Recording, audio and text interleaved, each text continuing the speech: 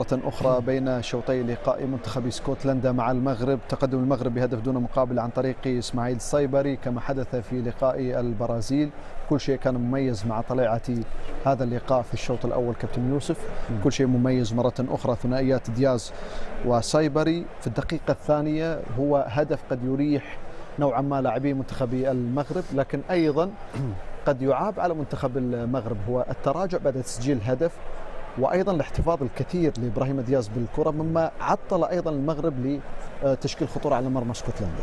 هي بدايه ممتازه، بدايه اكثر من ممتازه. تسجيل هدف في الدقيقه الاولى تعطي ثقه اكثر، عمليه طلب الكرات وعمليه التمرير كانت في توقيت مناسب، وانهاء نفس اللاعب ابراهيم يمرر بشكل جيد مهم واخطا بشكل جيد. انت عليك ان تستغل كل الفرص، وتكلمنا على مجال المفروض كان يبقى مع المدافع. هو اول شيء انتصب، يعني ذهب سبق المهاجم ثم تراجع ثم ما كانش شد. يجب ان يحتاط لان ممكن كرت اخر ممكن يطرد. المزراوي مقدم مباراه كبيره وسط ملعب يونس العناوي اليوم مقدم مباراه كبيره اليوم في عمليه الاسترداد، في عمليه التكمله اللي تكلمنا عليها اكثر. كما قلت ابراهيم عليه احيانا ان يلعب لمستين ثم يلعب لعب جماعي أكثر من لعب الفردي طبعا، لأن منتخب المغرب يعتمد على الجماعي. لكن هو على العموم شوط جيد مستحوذين أكثر، لكن نحتاج إلى هدف ثاني لكي نرتاح أكثر ونلعب أريحية أكثر. نستمع لنال العناوي لاعب وسطي خطي المغرب بين شوطي هذا اللقاء. بشكل جيد بهدف مبكر وكسر الخطة الدفاعية الاسكتلندية وكنتم خطيرين في العمق. صحيح بدأنا بشكل جيد بهذا الهدف الأول، ولكن أعتقد أننا قمنا بالنوع المباراة التي كنا نريدها، فهم كانوا يضغطون في آخر الشوط الأول لكننا وجدنا حلول لرد صدهم. لديكم الكثير من الفرص لكن لم تقتلوا المباراة، يجب تسجيل الهدف الثاني للتأكد من الفوز. صحيح علينا أن نكون فعالين في منطقة الجزاء. العناوي كان له عمل كبير في افتكاك الكرة وربط خط الدفاع بالهجوم، قدموا مباراة كبيرة في الشوط الأول كابتن أحمد، على ذلك تسجيل هدف مع بداية اللقاء.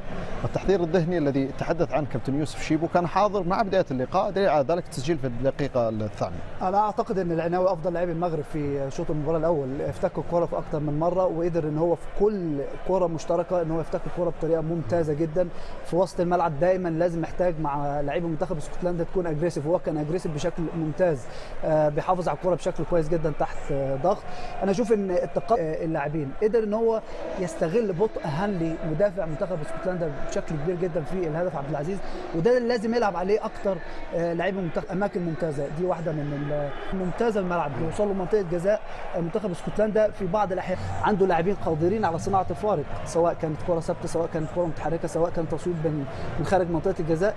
فعلى منتخب المغرب بدايه الشوط الثاني زي ما بدا الشوط الاول بالظبط، ازاي يستغل المساحات، ازاي يستغل البطء لاعبي ومدافعي منتخب اسكتلندا خاصه هانلي، لازم صيبري يلعب عليه. المباراه لصالحهم في الشوط الاول كان رائعا بجانبهم، ولكن كما قلت لما تخلق 3 4 5 فرص في 45 دقيقه عليك على الاقل تسجل هدفين.